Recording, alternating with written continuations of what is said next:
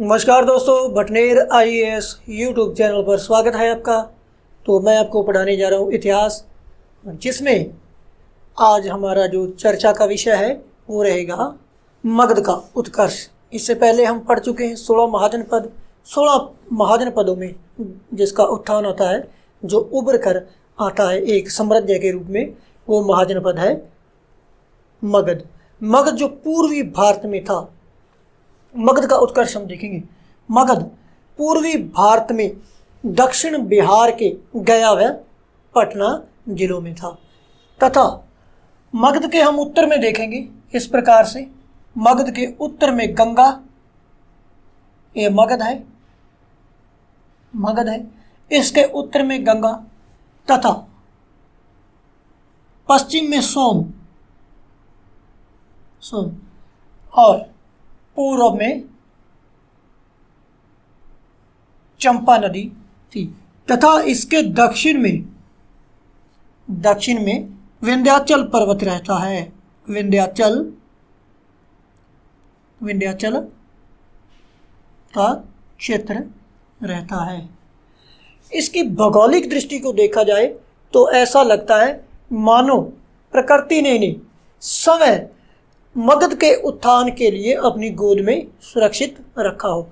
मगध के उत्कर्ष में सबसे महत्वपूर्ण योगदान रहता है मगध की भौगोलिक दृष्टि का, जिसने चारों ओर से इसे सुरक्षित रखा हुआ है, क्योंकि इस तरफ हिमालय भी रहता है, तथा जो भारत का ये क्षेत्र है दोनों तरफ से तटीय है, यह जलीय क्षेत्र है, और यहाँ पर विंध्याचल क्षेत्र है।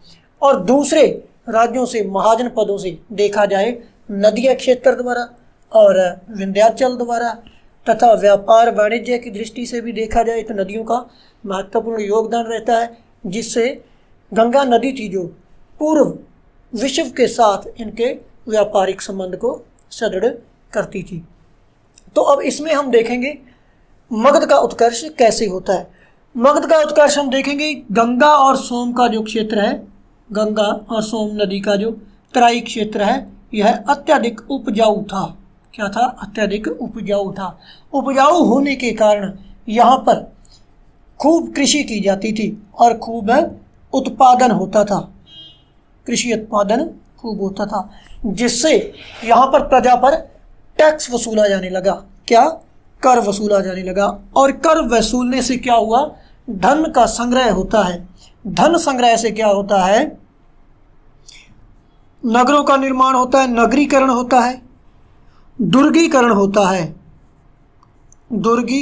है, और ये सब होगा, दुर्गीकरण होगा, नगरीकरण होगा। तो दुर्गीकरण होगा तो क्या होगा? सेनाएं भी रखी जाएगी, क्योंकि सेना को देने के लिए वेतन मिलता है। अगर सेना रखी जाएगी, सेना कबूतर उड़ाने के लिए तो नहीं रखी जाती, सेनाएं रखी जाती हैं युद्ध लड़ने के लिए। तो सेना है तो क्या होगा? युद्ध भी होंगे। युद्ध होंगे तो युद्ध किस लिए होंगे? साम्राज्य विस्तार के लिए होंगे। साम्राज्य विस्तार के लिए युद्ध होंगे। इस प्रकार से हम देखेंगे मगध का उत्कर्ष होने में उसकी जो भौगोलिक दृष्टि है, भौगोलिक दृष्टि से देखा जाए, भौगोलिक स्थिति है तो काफ़ी महत्वपूर्ण रहती है। और मगध के पास काफ़ी मात्रा में जंगल थे, पेड़ थे, उसके पास जंगली क्षेत्र भी था, और इन जंगलों में बहुतायत हाथी भी पाए जाते थे, तथा यहाँ पर लौह की खानें भी थी। अब जंगल थे, इन जंगलों को काटकर जो लकड़ी थी, लकड़ी का प्रयोग रथ बनाने में किया जाता था। और इस काल में जो रथ का प्रयोग है, यह युद्ध भूमि में महत्वपूर्ण भूमिका निभाता था। और हाथी उस समय युद्ध में एक टैंक का काम करते थे। जो वर्तमान टैंक है, उन टैंक का काम ये हाथी करते थे। ये भी यहाँ पर पर्याप्त मात्रा में उपलब्ध थे। तो तीसरा हम देखेंगे लौह की खाने होने के कारण यहाँ के जो लोहार हैं, लोहारों द्वारा प्रचुर मात्रा में उत्कृष्ट कोटि के हथियार बनाए जाते थे। लोहे के हथियार बनाए जाते थे, औजार भी बनाए जाते थे कृषि के लिए। तो इन सब कारणों से हम देखेंगे मगध का उत्कर्ष होता है। तथा मगध की जो प्रथम राजधानी है, मगध की प्रथम जो राजधानी रहती है, प्रथम राजधानी गिरिव्रज, गिरिव्रज या राजगीर या राजगृह मिलती है। राजगृह, इसके 3 नाम हैं, राजगृह मिलती है। तो मगध जो क्षेत्र है, जो मगध जो साम्राज्य है, इस पर कितने वंशों द्वारा शासन किया जाता है वो भी हम देखेंगे। मगध का उत्कर्ष होता है, कौन कौन से वंश इस पर शासन करते हैं। मगध पर शासन करने वाले वंश कौन कौन से रहते हैं, इसमें हम देखेंगे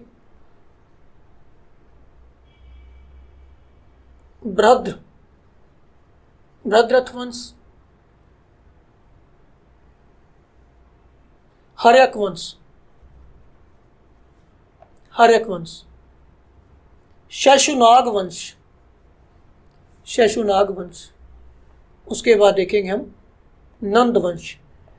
इनके द्वारा मगध पर शासन किया जाता है।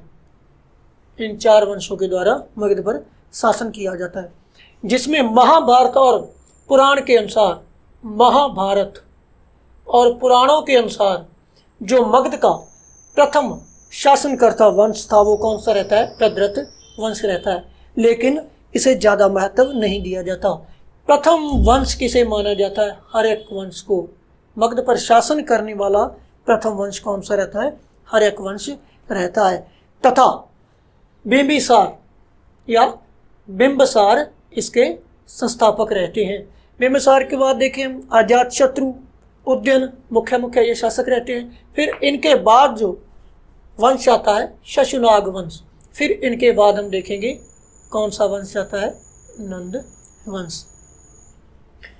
फिर से हम देखें इनको, मगध के उत्कर्ष को देखें तो वर्तमान जो गया और पटना के जिले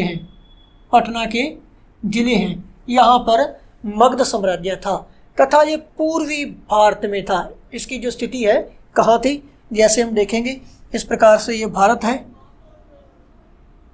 अनुमान लगाएंगे, इस प्रकार से ये भारत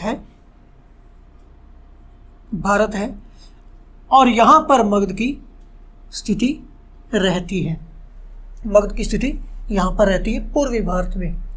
हम देखेंगे कि मगध के चारों तरफ गंगा, उत्तर में गंगा, पश्चिम में सोम, पूर्व में चंपा तथा दक्षिण में विंध्याचल था, जो प्राकृतिक रूप से मगध सुरक्षित रहता है। तथा गंगा व सोन का क्षेत्र है काफ़ी उपजाऊ क्षेत्र था। यहाँ पर कृषि उत्पादन है जो खूब होता था, जिससे टैक्स लगाया जाता था, नागरीकरण हुआ, दुर्गीकरण हुआ, स्थायी सेनाएं रखी गई तो युद्ध के लिए रखी गई, युद्ध हुए तो साम्राज्य विस्तार हुआ।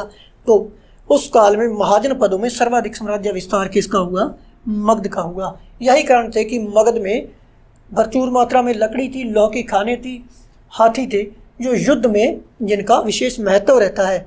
तो मगध की जो प्राचीन राजधानी रहती है, प्रथम राजधानी रहती है, वो कौन सी रहती है, गिरिव्रज, राजगीर या राजगृह भी से कहा जाता है। और मगध पर शासन करने वाले जो वंश हैं उनमें हम देखेंगे पहला भद्रथ वंश, दूसरा हर्यक वंश, तीसरा शशुनाग वंश और चौथा नंद वंश। लेकिन पहला जो वंश है वो हर्यक वंश को ही माना जाता है, इसे नकारा जाता है, क्योंकि भद्रथ वंश की जो जानकारी हमें महाभारत और पुराणों से मिलती है। इसके पीछे भी लंबी कहानी है। तो जो इतिहासकारों ने माना, इतिहास में हमें मिलता है हर्यक वंश ही मगध का प्रथम शासन करने वाला वंश माना जाता है। अब हम पढ़ेंगे हर्यक वंश।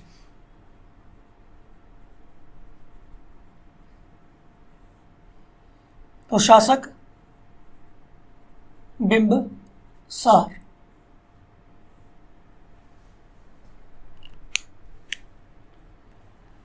मगध का प्रथम संस्थापक, मगध का संस्थापक कौन रहता है, मगध साम्राज्य का बिंबिसार रहता है। संस्थापक, इसका जो वास्तविक संस्थापक है वो बिंबिसार रहता है। हम देखेंगे D.R. भंडारकर द्वारा, एक इतिहासकार रहते हैं DR भंडारकर, जिन्होंने बिंबिसार को लिच्छवियों का सेनापति बताया है, लिच्छवियों का सेनापति बताया है। तथा दीपवंश में इनके पिता का नाम, दीपवंश में इनके पिता का नाम क्या मिलता है? बोधिस मिलता है। और मत्स्य पुराण में देखें तो मत्स्य पुराण में बिंबिसार का नाम बिंबिसार का नाम क्षेत्रोजस मिलता है। तथा जैन साहित्य में इनका नाम क्या मिलता है? श्रोणिक मिलता है। तो बिंबिसार था, काफ़ी कूटनीतिज्ञ भी था और दूरदर्शी भी था। तथा इसने अपनी साम्राज्य की स्थिति को सुदृढ़ करने के लिए क्या किया? सर्वप्रथम जो प्रमुख राज्य थे, जो प्रमुख राजतंत्र थे, उनसे क्या किया इन्होंने? वैवाहिक संबंध स्थापित कर लिए, वैवाहिक संबंध स्थापित कर लिए, जो तत्कालीन राजनीति के रूप में, तत्कालिक राजनीति के रूप से देखा जाए तो क्या थे? काफ़ी महत्वपूर्ण रहते हैं। तो इनमें हम देखेंगे जो वैवाहिक संबंध है किन किन से ये करते हैं, हम देखेंगे। पहले तो मगध की स्थिति है, जो इस प्रकार से हम देखेंगे। ये भारत है, उस समय क्या भारत रहता है? ये भारत रहता है। यहाँ पर मगध साम्राज्य रहता है और यहाँ पर कौशल का क्षेत्र रहता है, यहाँ पर वज्जी का क्षेत्र रहता है, यहाँ पर अंग का क्षेत्र रहता है, तथा यहाँ पर अवंती और यहाँ पर भड़ौच बंदरगाह रहता है। ये था अंग क्षेत्र और ये था मगध, ये था कौशल और ये था वज्जी का क्षेत्र और ये था अवंती का क्षेत्र।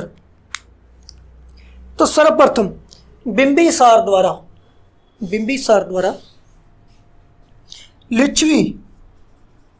लिच्छवी गण के प्रधान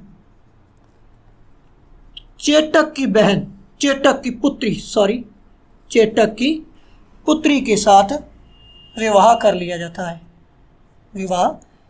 जाता है, जिससे उत्तरी मगध की जो स्थिति है, हम देखेंगे उत्तरी मगध की जो स्थिति रहती है, लिच्छवी इस तरफ की स्थिति रहती है, वो मजबूत हो जाती है, क्योंकि उत्तरी दिशा से मगध पर आक्रमण होते थे और लूटपाट होती थी। और इस विवाह संबंध के बाद क्या होता है? ये सब रुक जाता है। तथा वैशाली का जो व्यापारिक दृष्टि से काफ़ी महत्व रहता है। इसके बाद देखेंगे मगध, कौशल नरेश प्रसेनजित अपनी बहन महाकौशला का विवाह किससे करते हैं? बिंबिसार से कर देते हैं, बिंबिसार से विवाह कर देते हैं, जिन्हें काशी के रूप में, इन्हें दहेज में क्या मिलता है? दहेज में काशी मिलता है। काशी का भी आर्थिक या व्यापारिक दृष्टि से काफ़ी महत्व था, व्यापारिक दृष्टि से काफ़ी इसका महत्व रहता है। तो इस साइड से भी ये सुरक्षित हो जाते हैं, क्योंकि कौशल और वत्स, इस साइड में इनके वत्स रहता है, वत्स के साथ इनके संबंध अच्छे होते हैं, तो इस तरफ से भी ये सुरक्षित रहते हैं। और यहाँ पर पड़ता है एक मद्र की राजकुमारी, मद्र की राजकुमारी क्षेमा से भी विवाह करते हैं, इसलिए जो इनके वैवाहिक संबंध हैं वो राजनीतिक दृष्टि से काफ़ी महत्वपूर्ण रहते हैं। इसके बाद देखेंगे और शासकों से भी इनके मित्रपूर्व संबंध थे। जैसे हम देखेंगे गांधार का क्षेत्र यहाँ पर रहता है, गांधार का क्षेत्र यहाँ पर रहता है। तो गांधार का एक शासक हुआ पक्कुसाती, गांधार का शासक पक्कुसाती। इसके द्वारा बिंबिसार के दरबार में, यहाँ पर देखेंगे हम, बिंबिसार के दरबार में अपना दूत भेजा जाता है, जिससे पता चलता है कि इनके संबंध थे जो इनसे मित्रवत पूर्व थे।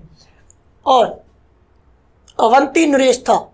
अवंती नरेश को एक बार क्या होता है, पांडु रोग हो जाता है। अवंती नरेश का नाम मिलता है चंड अर्ध्योत, और इन्हें क्या हो जाता है, पांडु रोग, यानी जिसे हम पीलिया कहते हैं। और इसके इलाज के लिए यहाँ से बिंबिसार क्या करता है, अपने राज्य वैद्य जीवक को भेजता है। किसको भेजता है, जीवक को। कहाँ भेजता है, अवंती में भेजता है, जिससे पता चलता है कि इनका जो इनसे मित्रवत संबंध रहता है। तो इस तरफ से हम देखेंगे जो उत्तर और पश्चिम का क्षेत्र है, मगध ने अपने आप को एकदम सुरक्षित कर लिया है। लेकिन यहाँ पर हम देखेंगे जो पूर्वी दिशा है, यहाँ पर अंग रहता है।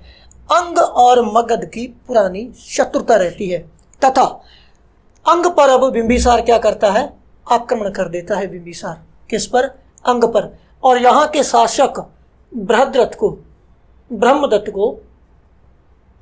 ब्रह्मदत्त की क्या कर देता है, हत्या कर देता है। तथा अंग की राजधानी चंपा का जो उपराजा है वो किसे बनाता है, अपने पुत्र अजातशत्रु को यहाँ का उपराजा नियुक्त कर देता है। तो इसके बाद हम देखें बिंबिसार था जो धार्मिक रूप से भी सहिष्णु था। बिंबिसार के संबंध महात्मा बुद्ध से भी अच्छे रहते हैं। महात्मा बुद्ध का बिंबिसार मित्र भी रहता है तथा इनका संरक्षक भी रहता है, इनके समकालीन रहता है। और महात्मा बुद्ध को ज्ञान की प्राप्ति, निर्वाण की प्राप्ति किसके समय हुई थी, बिंबिसार के समय हुई थी। इसके बाद इनका पुत्र अजातशत्रु गद्दी हथियाने के लालच में बिंबिसार की हत्या कर देता है। और इस जो वंश है इसमें सभी शासक ऐसे ही करते हैं, अपनी सत्ता के लोलुपता में अपने पिता की हत्या कर देते हैं, जिसके लिए इस वंश को क्या कहा जाता है, पितृहंता वंश भी कहा जाता है। और इसी कारण से जो इस वंश के शासक हैं उनका पतन हो जाता है। फिर से देखेंगे हम इसको, हर्यक वंश का जो वास्तविक संस्थापक है वो कौन था, वास्तविक संस्थापक बिंबिसार रहता है। तथा डी.आर. भंडारकर ने बिंबिसार को क्या कहा है, ये लिच्छवियों का सेनापति रहता है। तथा इनका पिता है उसका नाम दीपवंश से मिलता है, बोधिस मिलता है। तथा मत्स्य पुराण में इसे क्षेत्रोजस तथा जैन साहित्य में इसे श्रोणिक कहा जाता है। और अपनी राजनीतिक स्थिति को सुदृढ़ करने के लिए बिंबिसार क्या करता है, वैवाहिक संबंध बनाता है जो आसपास के उसके पड़ोसी राज्य हैं, तथा ये तत्कालिक राजनीति में अपना महत्वपूर्ण योगदान देते हैं। और लिच्छवी प्रधान चेटक, जिसकी पुत्री चेलना, चेटक की पुत्री कौन थी, चेलना के दो पुत्र होते हैं, हल और बेहल, जिसको लेकर आगे संघर्ष होता है अजातशत्रु का। और चेटक की पुत्री चेलना से ये विवाह कर लेता है। तथा चेटक की बहन कौन थी, एक त्रिशला थी। और त्रिशला किसकी माँ थी, इस महात्मा बुद्ध की।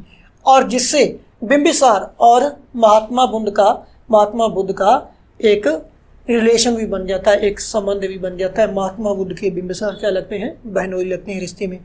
तो इसके बाद कौशल नरेश प्रसेनजित भी अपनी बहन का विवाह, महाकौशला का विवाह बिंबिसार से कर देता है, जिससे दहेज में उन्हें क्या मिलता है, काशी मिलता है, जो व्यापारिक दृष्टि से काफ़ी महत्वपूर्ण रहता है। तथा फिर अपने ये मैप पे देखा, यहाँ पर मगध रहता है, अंग रहता है, और इस क्षेत्र में वज्जी और लिच्छवी रहते हैं, और यहाँ पर कौशल और अवंती के क्षेत्र रहते हैं। और सर्वप्रथम देखेंगे मगध साम्राज्य का जब उत्कर्ष होता है तो सबसे पहले इनके साम्राज्य विस्तार की जो नीति है उसका शिकार कौन होता है, सबसे पहले अंग होता है। अंग का शासक रहता है ब्रह्मदत्त, जिसकी हत्या कर चंपा पर अजातशत्रु को शासन करने के लिए बिठाया जाता है। और अवंती के साथ भी इसके मित्रवत संबंध रहते हैं, और गंधार नरेश पक्कुसाती के साथ भी इसके मित्रवत संबंध रहते हैं। और मद्र की राजकुमारी क्षेमा से भी यह वैवाहिक संबंध स्थापित करता है। इसके बाद देखेंगे बिंबिसार के बाद जो अगला शासक रहता है हर्यक वंश का, वो रहता है अजातशत्रु। अजातशत्रु जो बिंबिसार का पुत्र रहता है। अजातशत्रु के द्वारा बिंबिसार की हत्या कर दी जाती है तथा मगध की गद्दी पर ये स्वयं बैठता है तथा अजातशत्रु का एक नाम कुणिक भी मिलता है, एक नाम कुणिक भी मिलता है। अजातशत्रु के द्वारा सबसे पहले हमने देखा कि अंग की जो राजधानी है चंपा, वहाँ से यह शासन करता है। उसके बाद हम देखते हैं कि इसके गद्दी पर बैठते ही कौशल के साथ संघर्ष है जो पुनः छिड़ जाता है, पुनः संघर्ष छिड़ जाता है, क्योंकि प्रसेनजित के संबंध पहले जो मगध के साथ अच्छे रहते हैं, लेकिन इसके गद्दी पर बैठते ही इनमें संघर्ष पुनः छिड़ जाता है, जिसका कारण क्या रहता है, अजातशत्रु द्वारा अपने पिता बिंबिसार को कारागार में डाल दिया जाता है, जिससे नाराज होकर ये काशी पर अपना पुनः अधिकार कर लेता है, जो कि बिंबिसार को प्रसेनजित द्वारा दहेज में दिया गया था। तो यही कारण बनता है इनका युद्ध का। इन दोनों में युद्ध होता है, प्रसेनजित और अजातशत्रु, इन दोनों में क्या होता है, संघर्ष होता है। संघर्ष में पहले क्या होता है, अजातशत्रु प्रसेनजित को पराजित कर देते हैं और विजय होते हैं, तथा दूसरी बार प्रसेनजित विजयी होता है, अजातशत्रु क्या होता है, परास्त हो जाता है। तथा प्रसेनजित है जो अपनी सीमाओं में, दोनों की सीमाएं पास पास लगती हैं तथा यहाँ पर शांति व्यवस्था बनाए रखने के लिए एक संधि करता है, और संधि के तहत अजातशत्रु से अपनी पुत्री वजीरा, इस संधि के तहत अपनी पुत्री वजीरा का विवाह किससे कर देता है, अजातशत्रु से कर देता है। और यह वजीरा उसी वासव खतिया की पुत्री रहती है जिसका विडूप था, और वजीरा वासव खतिया की पुत्री रहती है जो एक दासी पुत्री थी। विवाह हो जाता है, फिर से काशी इसको वापस दे दिया जाता है, काशी क्या इसको वापस दे दिया जाता है। इसके बाद क्या करता है, अजातशत्रु जब इसको जीत लेता है, काशी उसे मिल जाता है, इनका झगड़ा समाप्त हो जाता है, तो वज्जी संघ की तरफ ध्यान देता है, वज्जी संघ की तरफ ध्यान देता है। इसके कई कारण है, लंबी कहानी है। कोई कहता है कि यहाँ पर इन दोनों के बीच, वज्जी संघ और मगध के बीच एक रत्नों की खान थी जिसको लेकर इनका समझौता हुआ था, लेकिन वज्जी संघ ने इसका उल्लंघन कर दिया था। और कुछ विद्वानों का मानना है कि चेलना के दो पुत्र हल और बेहल, जिनको लेकर झगड़ा होता है, वो अपने नाना चेटक के पास चले जाते हैं और अजातशत्रु उनकी मांग करता है, नहीं देता, लेकिन युद्ध होता है। लेकिन इसका एक कारण और माना जाता है, गंगा नदी के क्षेत्र पर नियंत्रण, गंगा नदी पर नियंत्रण को लेकर होता है, क्योंकि गंगा नदी समुद्र की तरफ बहती है तथा पूर्व विश्व के साथ व्यापारिक की दृष्टि से महत्वपूर्ण रहती है, इसको लेकर इनमें युद्ध होता है। तो वज्जी संघ पर इसे फूट डालता है, वज्जी संघ में वस्कार को भेजता है फूट डालने के लिए, क्योंकि वज्जी संघ काफ़ी मजबूत गणतंत्र थे जी। फूट डालने के लिए वस्कार को भेजता है, वस्कार को भेजा फूट डालने के लिए। और यह सलाह इन्हें कौन देता है, सलाह कौन देता है इनमें भेद डालने की, महात्मा बुद्ध भी ये ने काम कर देते हैं, महात्मा बुद्ध अजातशत्रु को सलाह देते हैं कि वज्जी संघ को भेदना है तो उनमें फूट डाल दी जाए, अन्यथा उन्हें विजित नहीं किया जाता। तो वस्कार उन्हें उनमें फूट डाल देता है, जिससे क्या होता है, वज्जी संघ कमजोर होता है और दोनों में क्या होता है, घमासान युद्ध हो जाता है। वज्जी संघ और मगध में क्या होता है, एक घमासान युद्ध होता है, जिसमें अजातशत्रु दो गुप्त हथियार रथ मूसल तथा महाशिला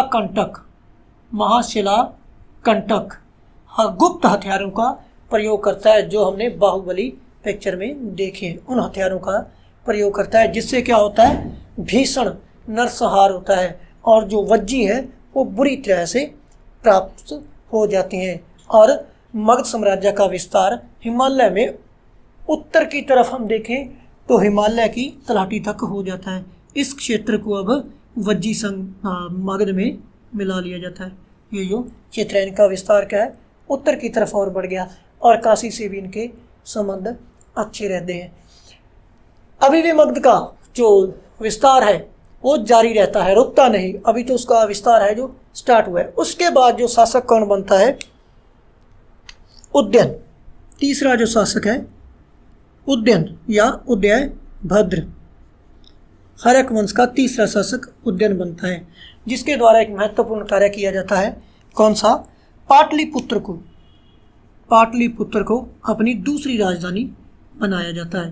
पाटलिपुत्र को दूसरी राजधानी इसलिए बनाया जाता है कि उत्तरी दिशा की तरफ और पूर्वी दिशा की तरफ देखें तो मगध का विस्तार होता है, और जो गणराज्य है उन पर नज़र रखने के लिए पाटलिपुत्र को राजधानी बनाया जाता है, तथा व्यापारिक दृष्टि से भी ये काफ़ी महत्वपूर्ण रहती है। और उदयन को भी पितृहंता माना है बौद्ध ग्रंथों में, लेकिन जैन साहित्य है वो इनको पितृहंता नहीं मानता।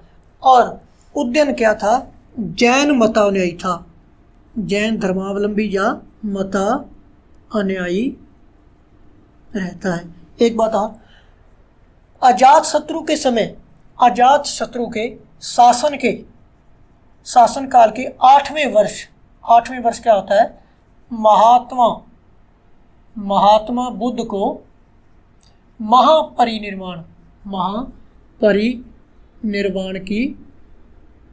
की प्राप्ति होती है, यानी मृत्यु घटना को बौद्ध धर्म में क्या कहा जाता है? महापरिनिर्वाण कहा जाता है। इसके बाद हम देखेंगे हर्यक वंश का जो अंतिम शासक रहता है वो रहता है नागदशक। हर्यक वंश का अंतिम शासक, हर्यक वंश का अंतिम शासक रहता है। और इसके बाद जिस वंश का उदय होता है वो रहता है शशुनाग वंश। फिर से हम देखें, हर्यक वंश में दूसरा शासक अजातशत्रु, जिसे कुणिक कहा जाता है, जिसके शासनकाल की एक महत्वपूर्ण विशेषता है, कई परीक्षाओं में प्रश्न भी पूछा जाता है कि अजातशत्रु है जो इनके शासनकाल के 8वें वर्ष महात्मा बुद्ध को महापरिनिर्वाण प्राप्त हुआ था। और कौशल के साथ इसका पुनः संघर्ष शुरू हो जाता है, क्योंकि अजातशत्रु बिंबिसार को कारागार में डाल देता है। और इसके बाद कौशल नरेश प्रसेनजित और अजातशत्रु के मध्य युद्ध होता है। पहले प्रसेनजित परास्त होता है, लेकिन दूसरी बार विजय होता है, और अपनी सीमा पर शांति व्यवस्था बनाए रखने के लिए वो क्या करता है? अपनी पुत्री वजीरा का विवाह अजातशत्रु से करवा देता है, तथा काशी उन्हें पुनः लौटा दिया जाता है।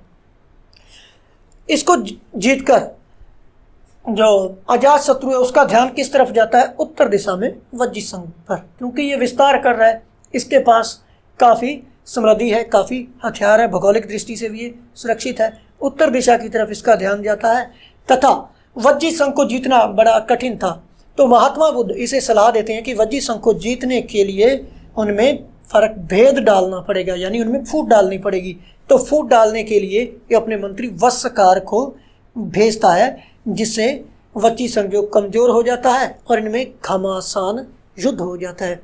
और इस युद्ध में अजातशत्रु द्वारा 2 गुप्त हथियार रथ, मूसल और महाशिलाकंटक का प्रयोग किया जाता है, जिससे भीषण नरसंहार होता है, और वज्जी संघ के जो लोग हैं वो बुरी तरह से त्रास्त होते हैं, तथा वज्जी संघ पर इनका नियंत्रण हो जाता है।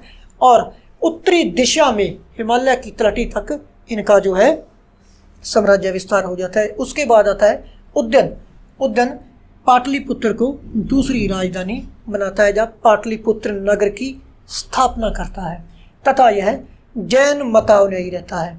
और इसके बाद इनका जो अंतिम शासक है वो रहता है नागदशक। और नागदशक हर्यक वंश का अंतिम शासक था। कई बार ये प्रश्न भी पूछा जाता है। और पाटलिपुत्र की स्थापना इतिहास में पूछा जाए तो किसने की? उदयन द्वारा की गई थी। और मगध का जो दूसरा वंश है वो रहेगा शशुनाग वंश।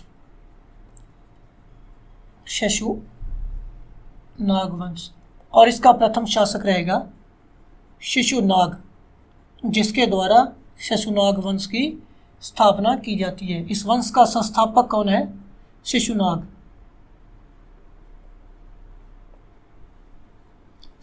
रहता है। शिशुनाग द्वारा हर्यक वंश के अंतिम शासक नागदशक की हत्या कर दी जाती है, क्योंकि उन पितृहंताओं शासकों द्वारा अच्छी तरह से प्रशासन नहीं चलाया जाता, जिससे जनता यह मांग करती है कि इन पितृहंता शासकों को गद्दी से हटाया जाए। तो उस समय हरक वंश में जो शिशु नाग हैं, ये क्या प्रधान सेनापति रहते हैं, नाग शासक, नाग दशक के प्रधान सेनापति थे नाग दशक के। और ये नाग दशक की क्या कर देते हैं, हत्या कर देते हैं तथा मगध की गद्दी पर स्वयं बैठ जाते हैं। और शिशु नाग द्वारा नाग दशक के ही समय अवंती पर आक्रमण किया जाता है, अवंती पर आक्रमण कर इसे विजित किया जाता है। हम देखेंगे यहाँ पर जो कंडीशन है, स्थिति है, अवंती की रहती है। अब मगध पर शासन किसका चल रहा है, शिशुनाग वंश के शिशुनाग का। और शिशुनाग द्वारा नाग दशक के ही समय इस अवंती पर क्या होता है, अटैक होता है और इसे विजित कर लिया जाता है। अब तक क्या है, कौशल भी मगध के अधिकार में आ चुका है, कौशल भी इनके अधिकार में आ चुका है। और शिशुनाग द्वारा अवंती पर अटैक कर दिया जाता है और इसे विजित कर लिया जाता है। अवंती को विजय करने के बाद इसके अधिकार में वत्स भी रहता है, अवंती के अधिकार में वत्स भी रहता है और ये भी इनके अधिकार में आ जाता है। और मालवा का क्षेत्र लगभग शिशुनाग के अधिकार में रहता है। और पाटलिपुत्र से लेकर के अवंती होते हुए अब ये कहाँ पहुँचते हैं, भड़ौच पर पहुँचते हैं, जिसके लिए हम देखेंगे इतिहास में, मध्यकाल इतिहास में भी हम देखेंगे जो दिल्ली से आक्रमण होते हैं वो राजस्थान, मेवाड़ और रणथंभौर पर किस लिए होते हैं, क्योंकि भड़ौच एक व्यापारिक केंद्र रहता है प्राचीन काल से ही। और यहाँ पर पहुँचने के लिए इन राजाओं को, इन शासकों को क्या करना पड़ता है, परास्त करना पड़ता है। तो सबसे पहले मगध का शिशुनाग जो शासक है वो भड़ौच तक पहुँचता है और इनको एक विश्व, जो पाश्चात्य विश्व है, जो पाश्चात्य विश्व है, पश्चिम का विश्व है, इनसे व्यापार करने का एक मार्ग प्रशस्त हो जाता है, एक मार्ग यहाँ से लेकर खुल जाता है जो आर्थिक दृष्टि से काफ़ी महत्वपूर्ण होता है। तथा यहीं से अवंती से लेकर के देखेंगे हम, अवंती से लेकर पश्चिम में अवंती और पूर्व में बंगाल का जो वर्तमान क्षेत्र है यहाँ तक अब मगध का विस्तार हो जाता है। यानी पूर्व और पश्चिम के दोनों बंदरगाहों पर इनकी अब पहुंच बन जाती है, जिससे क्या होता है, मगध का उत्कर्ष अब तीव्र गति से होना शुरू हो जाएगा, क्योंकि पश्चिम और पूर्व के देश हैं जो, उनसे अब इनका व्यापार वाणिज्य बढ़ने लगेगा। लेकिन अभी तक ये ऐसा नहीं कर सके, क्योंकि ये जो क्षेत्र है, पंजाब का क्षेत्र है, ये हम देखेंगे सिंधु नदी का क्षेत्र है। सिंधु नदी यहाँ से चलती, सिंधु नदी हमने देखा, सिंधु नदी का क्षेत्र है, इसकी सहायक नदी है। अभी भी यहाँ पर कुछ गणराज्य क्या है, स्वतंत्र बैठे हैं। तो शिशुनाग के बाद हम देखेंगे कालाशोक एक शासक आता है, कालाशोक या काकवर्ण। कौन सा शासक आता है दोस्तों, काकवर्ण, काकवर्ण या कालाशोक। इसकी एक ही महत्वपूर्ण विशेषता है कि इसके समय द्वितीय बौद्ध संगति होती है, द्वितीय बौद्ध संगति होती है, जिसमें जो बौद्ध धर्म है ये दो संप्रदायों में बंट जाता है, स्थविर और महासंघिक। किनमें, स्थविर और महासंघिक में बढ़ जाता है। ये पुरातनवादी, परंपरावादी रहती हैं, जो पुरानी रीति रिवाज हैं उनको रखते हैं, लेकिन इनमें क्या होता है, कुछ परिवर्तन आ जाते हैं, ये उनके साथ चलते हैं। फिर हम इसके बाद देखेंगे जो नया वंश है मगध पर शासन करने वाला, नंद वंश, तीसरा वंश है जो नंद वंश देखेंगे। नंद वंश का प्रथम शासक रहता है महापद्म नंद। ऐसा माना जाता है कि शिशुनाग वंश में एक शूद्र महिला के, इसका जन्म एक शूद्र महिला के गर्भ से होता है। और कुछ विद्वान हैं जो इन्हें नाई जाति का भी मानते हैं। महापद्म नंद का जन्म कहाँ से होता है, एक शूद्र महिला के गर्भ से होता है।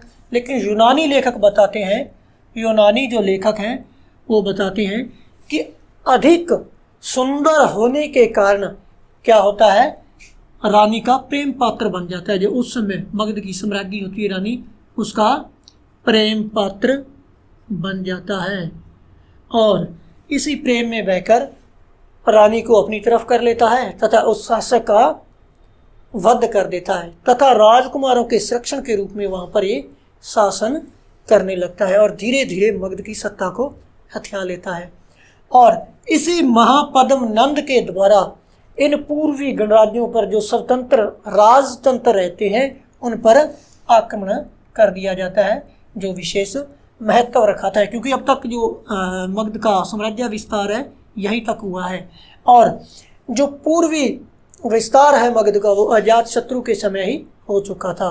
पूर्व का सबसे शक्तिशाली पूर्वी भारत का मगध साम्राज्य किसके समय हो चुका था, अजातशत्रु के समय ही शक्तिशाली हो चुका था। और महापद्मनंद के वंश का एक जो शासक है उसका नाम मिलता है घनानंद। घनानंद इसके समय एक विशेषता है, मुख्य विशेषता यह है, बहुत ही बड़ा परिवर्तन होता है कि सिकंदर का आक्रमण होता है। सिकंदर का आक्रमण भी होता है, ये सिकंदर का समकालीन रहता है।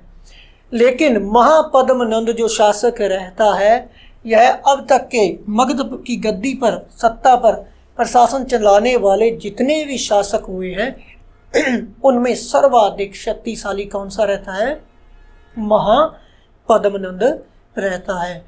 और महापद्मनंद और जो नंद वंश है, नंद वंश ने बिंबिसार व अजातशत्रु के द्वारा जो मगध की नींव डाली गई थी उसको प्रथम बृहत मगध साम्राज्य में परिवर्तित कर दिया, मगध साम्राज्य में परिवर्तित कर दिया, जिससे कि सिकंदर की सेनाएं भी घबराती थी कि मगध की सत्ता पर या मगध की गद्दी पर एक भयंकर शासक बैठा है, वो भी आगे आने से घबराती थी। और सिकंदर के आक्रमण से काफ़ी परिवर्तन आते हैं जिससे कि मौर्य साम्राज्य का उदय होता है। इसके बाद देखेंगे हम दोस्तों, महापद्मनंद पढ़ लिया, इसमें हम देखेंगे इसके बाद थोड़ा सिकंदर के आक्रमण को भी देखेंगे और उसके बाद देखेंगे हम मौर्यों का